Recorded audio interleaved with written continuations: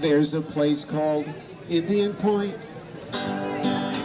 It's an unsafe nuclear joint, threatens everybody, and it poisons everything.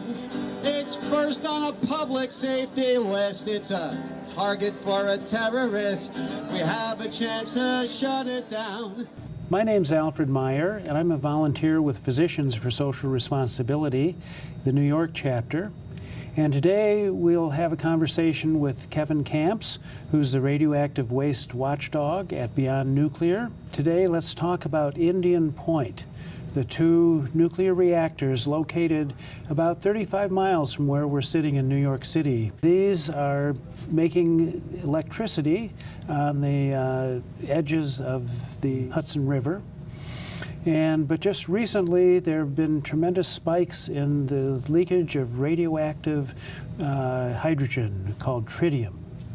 Can you tell us what's going on up at the Indian Point nuclear reactor site? There have been leaks of radioactive water at Indian Point for a long time, for years, even over a decade.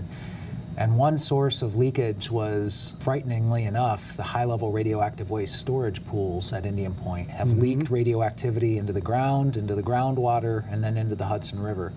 So this isn't anything new, unfortunately, but what just happened recently is a very large spike in tritium concentrations in monitoring wells. There's a whole series of dozens of monitoring wells across the site to try to keep tabs on how bad the leakage is, and one of those monitoring wells, as documented by Governor CUOMO himself in a press statement, showed an increase from one day to the next of something like 65,000% in tritium levels. That's a big increase. Another way of saying that is a 650-fold increase in tritium levels. Do we have any idea what's caused that? Apparently the failure of a sump pump during a refueling outage recently. So I think there's still a lot of questions to be answered about where this tritium is coming from and where it's going.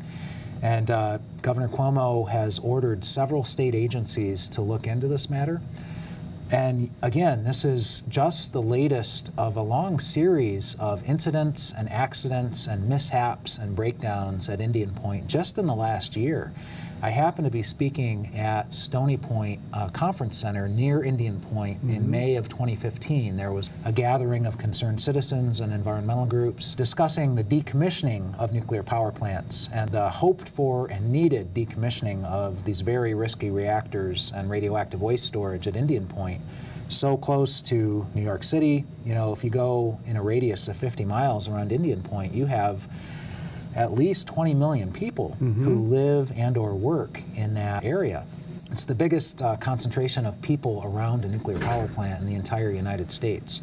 So the safety risks, the security risks that represents. And just days after, there was a transformer fire at Indian Point, so pretty dramatic black smoke pouring out of the nuclear power plant, which during the firefighting activities related to that resulted in releases to the river, unfortunately.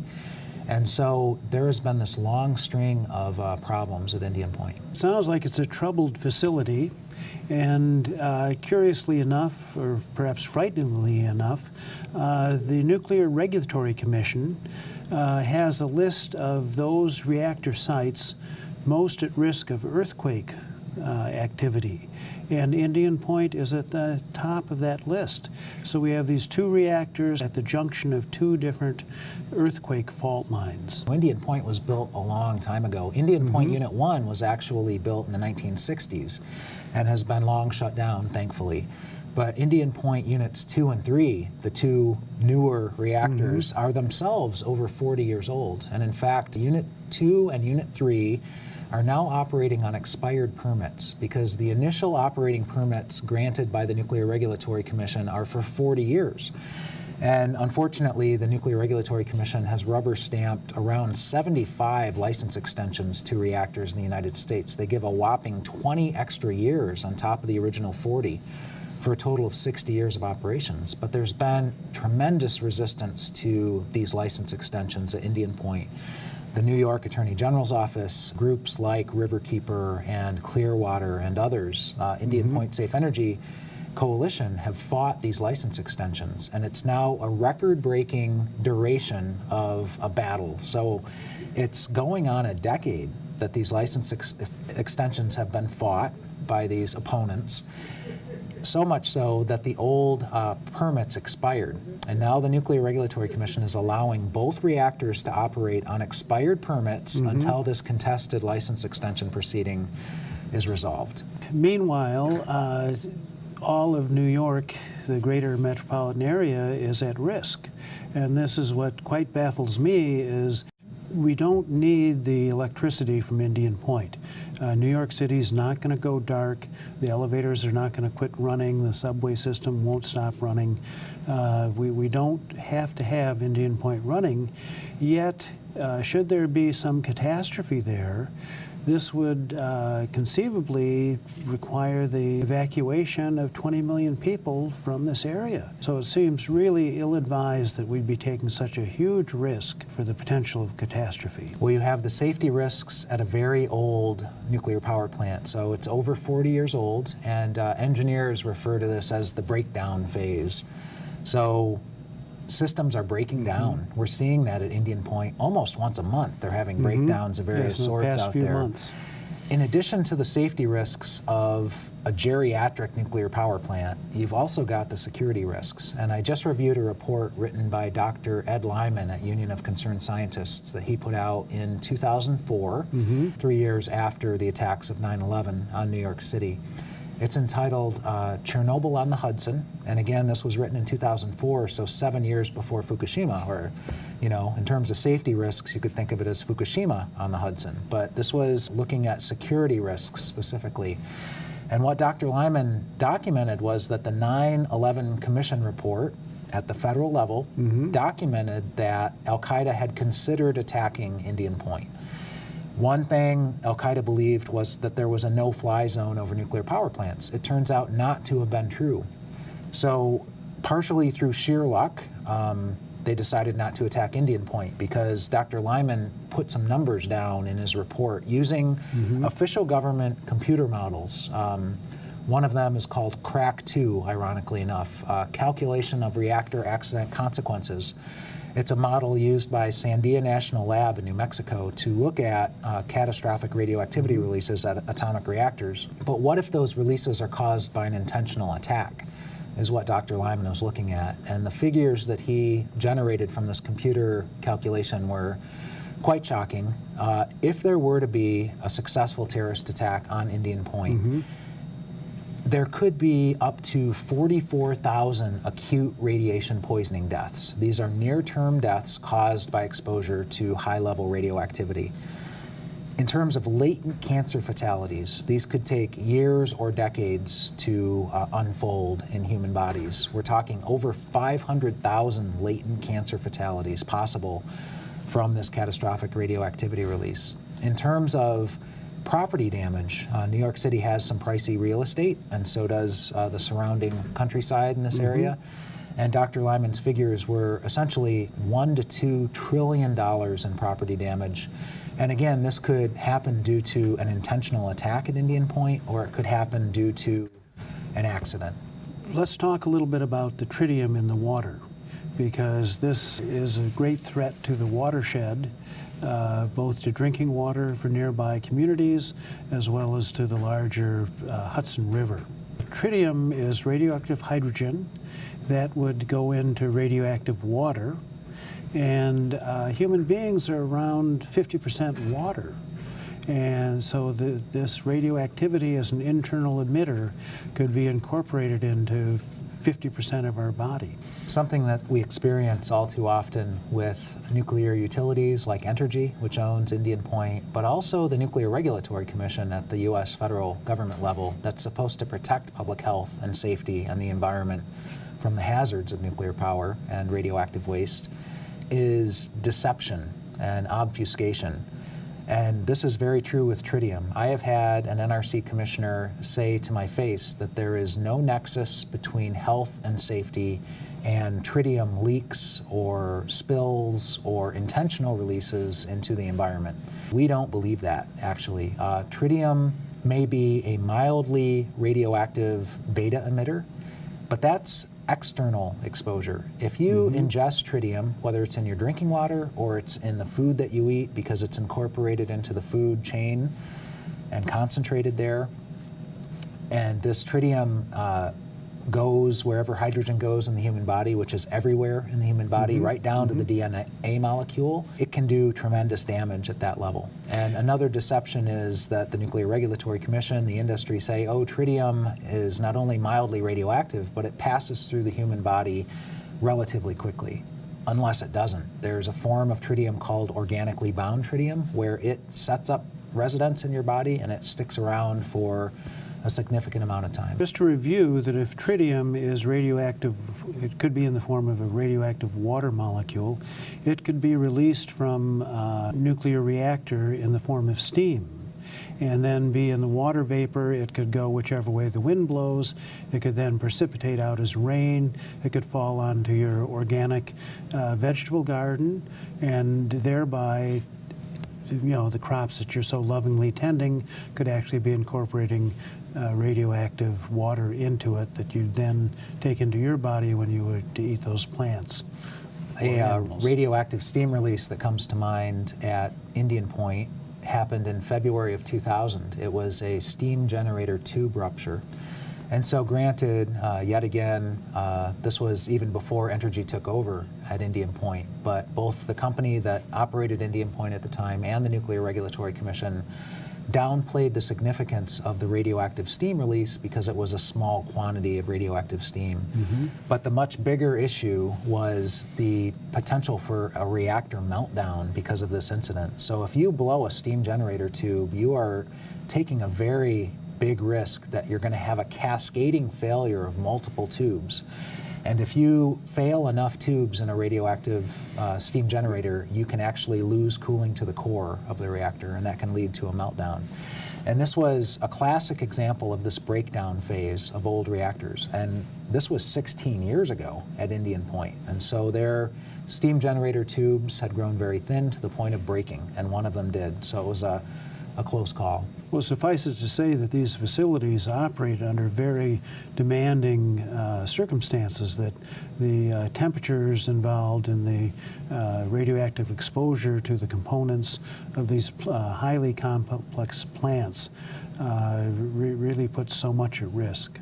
And Indian Point is called a pressurized water reactor, and that's another extreme condition besides the intense radioactivity, the very high temperatures, over 500 degrees Fahrenheit, that the cooling water is at in the core of this operating reactor and those steam generator tubes. You've also got, because it's a pressurized water reactor, you've got 2,200 pounds of pressure per square inch on the metals in the primary loop.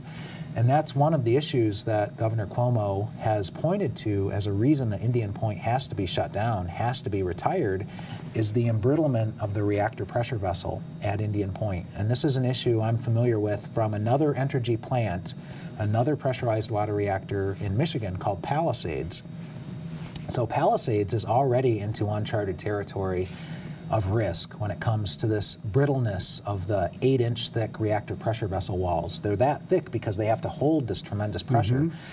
But the neutron radiation coming off the core has poked microscopic holes like Swiss cheese in that metal. It's very brittle, and the same thing is happening at Indian Point. The year 2025 comes to mind as kind of a threshold at Indian Point, but they're already very embrittled at Indian Point.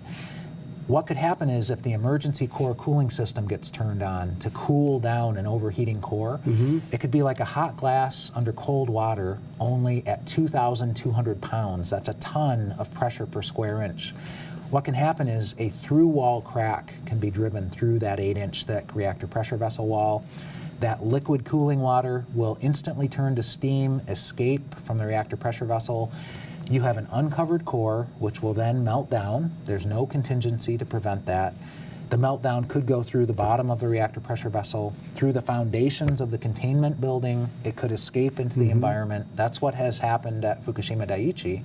You could have a catastrophic radioactivity release, and again, those numbers are just off the charts bad. As we know in Fukushima, if the wind had been blowing the other direction, Tokyo would have had to have been evacuated. And I would suggest that if Tokyo was evacuated, it would upend the world financial system.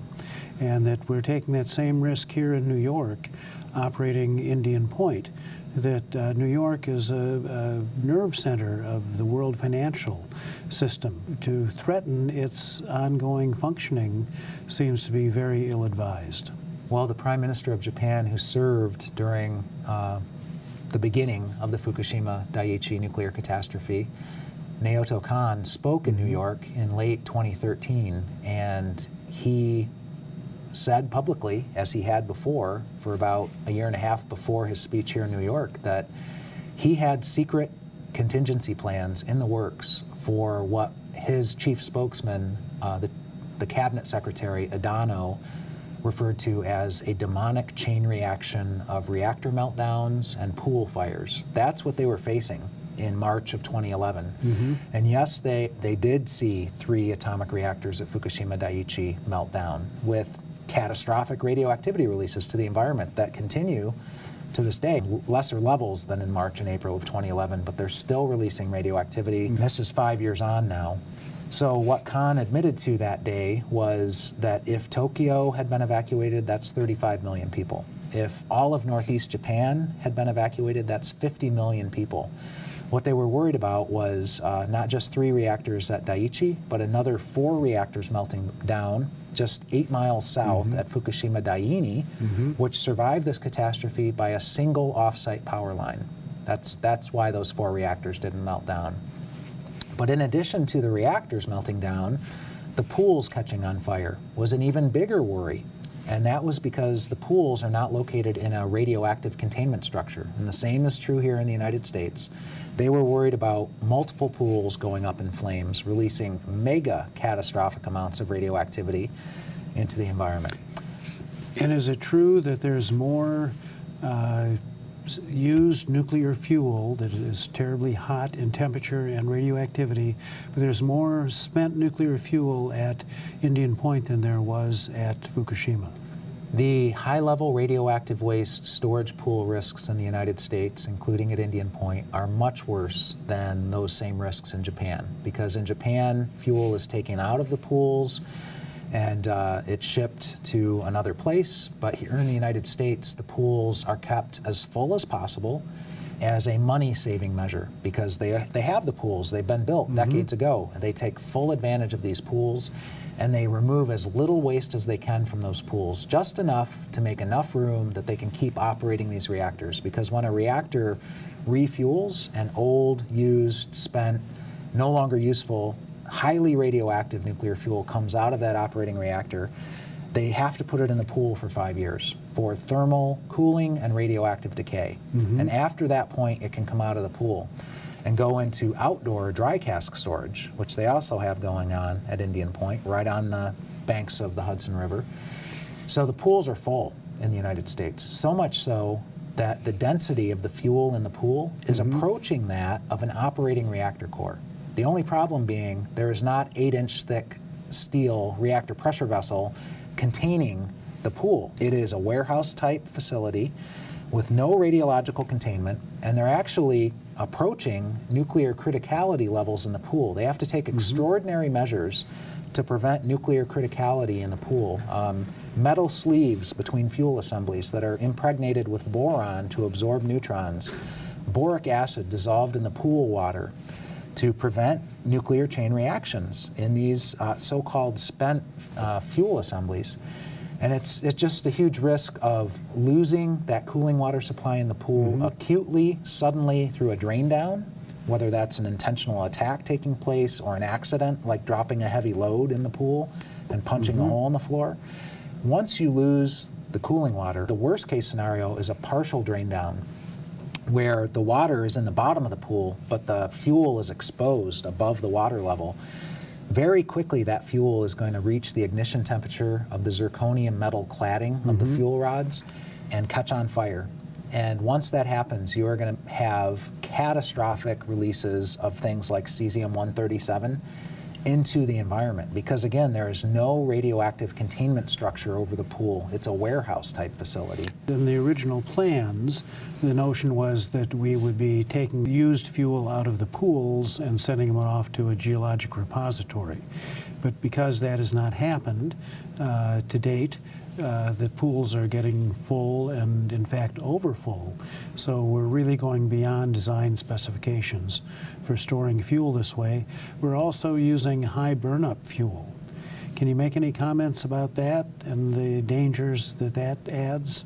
It's a part of the greed-driven philosophy of the nuclear power industry and its complicit regulator, the Nuclear Regulatory Commission. They call it high burnup fuel.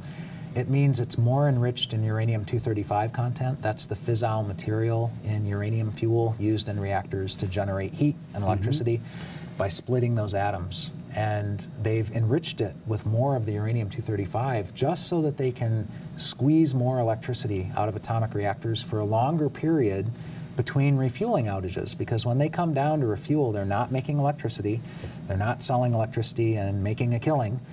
And so they try to keep those reactors operating for as long as possible by boosting the uranium-235 content. So what does that irradiated nuclear fuel look like when it comes out of the reactor at high burnup?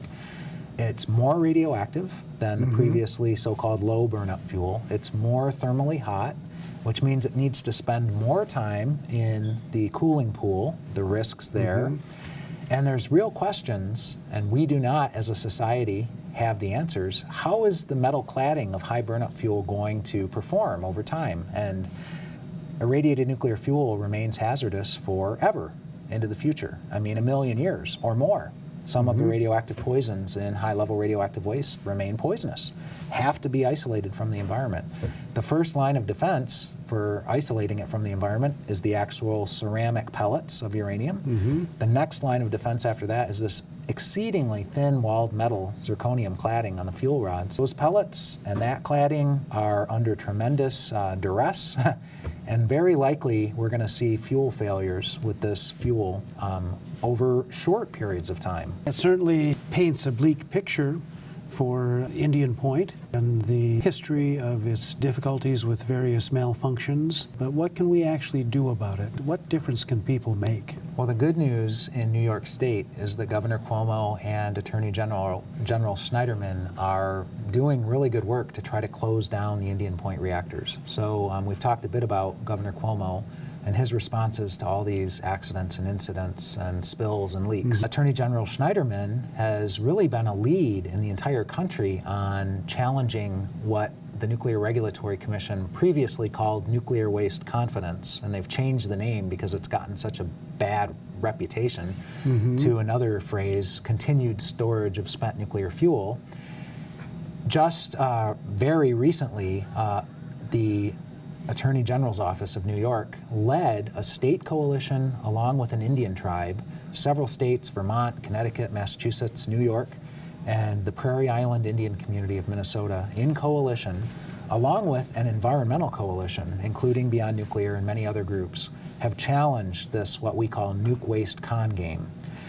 And that's been real leadership, that it is not safe in the pools. That's what we're saying. It is not safe in the dry casks. There may never be a repository and dump site for this waste to go away to. We need to stop making it, and that's a part of essentially the state of New York's argument right now. Can you elaborate a little bit more about this term waste confidence? This phrase, nuclear waste confidence, was coined by the Nuclear Regulatory Commission in 1984 because it's a very Orwellian phrase. And what the NRC said was, we are confident that the waste is stored safely at the reactor sites, in pools, and now these outdoor dry casks, and that will continue for centuries. This safe storage, they say, at the reactor sites on the edge of the Hudson River, 24 miles from the city limits in New York. But they're also confident that when needed, they don't even put a date certain on it, when needed, a dump site will open and the waste can leave a place like Indian Point and go to this fictional dump site that we don't have, and we haven't had after 60 years of commercial nuclear power radioactive waste generation in this country. And there's not one in sight. In fact, the U.S. Department of Energy has said recently the earliest date we could open such a dump site now is 2048, decades from now. So this false confidence of the Nuclear Regulatory Commission is resulting in tremendous risks building up at a place like Indian Point, in the pools, in the dry casks, so near to earthquake fault lines and natural gas pipelines, and you name the security risk at Indian Point. And the radioactive waste is some of the most vulnerable radioactive risks at any nuclear power plant because of how it's stored. And to summarize, you use the term a con game, and I think it's, to me, emblematic of the fact that although nuclear power is sold to us as being clean and green and low carbon, that in fact there is a bit of a confidence game going on, that anything that leaves behind the most dangerous elements known to mankind that will remain dangerous for millions of years, how in the world can you say that that's a clean energy source? And you had asked what people in New York can do. So residents of New York State, you know, this feels good. Make a phone call, send an email to Attorney General Schneiderman and thank him and his staff for their leadership at the national level for addressing this nuke waste con game and shining a very bright light on these risks at Indian Point, in the pools, in the dry casks. We need to stop making radioactive waste at Indian Point. Well, hopefully we'll find that in the near future the facility will be closed down. And folks can follow up with a phone call to Governor CUOMO and thank him and his administration for calling for the shutdown of Indian Point, for traveling up to Indian Point right away in May of 2015 when the transformer fire took place and the oil spill into the Hudson River took place. He was on the ground. He was there calling attention to these risks. Well, good. Well, I hope that people will take those actions and really thank and encourage our elected leaders to continue to promote for our well-being and public health. Folks can follow up by calling, for example, the U.S. senators from New York. So New York senator is going to be the Democratic leader, Senator Schumer, in the U.S. Senate, and wields a lot of power, and has recently said that, well, if we don't have ready replacement for Indian Point, then we have to keep it operating. Well, it's been shown time and time again that Indian Point is not needed for the electricity of New York City or the state in general. There are alternatives to Indian Point's electricity supply. So given the risks, the senator needs to be educated that it's just too risky and there are ready alternatives and it's time to shut it down. Well, thank you so much. There's a place called Indian Point. It's an unsafe nuclear joint, threatens everybody, and it poisons everything. It's first on a public safety list. It's a target for a terrorist. We have a chance to shut it down. This is why we sing. This is your part. It goes like, kiss your ass goodbye. Kiss your ass goodbye. If we don't close Indian Point, kiss your ass goodbye. Kiss your ass goodbye. Kiss your ass goodbye. If we don't close Indian Point, kiss your ass goodbye. What just happened recently is a very large spike in tritium concentrations in monitoring wells. There's a whole series of dozens of monitoring wells across the site to try to keep tabs on how bad the leakage is. And one of those monitoring wells, as documented by Governor CUOMO himself in a press statement, showed an increase from one day to the next of something like 65,000% in tritium levels. That's a big increase. Another way of saying that is a 650-fold increase in tritium levels. Do we have any idea what's caused that? Apparently the failure of a sump pump during a refueling outage recently. So I think there's still a lot of questions to be answered. There's a place called Indian Point. It's an unsafe nuclear joint, threatens everybody, and it poisons everything. It's first on a public safety list. It's a target for a terrorist. We have a chance to shut it down. My name's Alfred Meyer, and I'm a volunteer with Physicians for Social Responsibility, the New York chapter. And today we'll have a conversation with Kevin Kamps, who's the Radioactive Waste Watchdog at Beyond Nuclear. Today let's talk about Indian Point, the two nuclear reactors located about 35 miles from where we're sitting in New York City. These are making electricity on the edges of the Hudson River. But just recently, there have been tremendous spikes in the leakage of radioactive hydrogen called tritium. Can you tell us what's going on up at the Indian Point nuclear reactor site? There have been leaks of radioactive water at Indian Point for a long time, for years, even over a decade. And one source of leakage was, frighteningly enough, the high-level radioactive waste storage pools at Indian Point have leaked radioactivity into the groundwater, and then into the Hudson River. So this isn't anything new, unfortunately, but about where this tritium is coming from and where it's going. And Governor CUOMO has ordered several state agencies to look into this matter. And again, this is just the latest of a long series of incidents and accidents and mishaps and breakdowns at Indian Point just in the last year.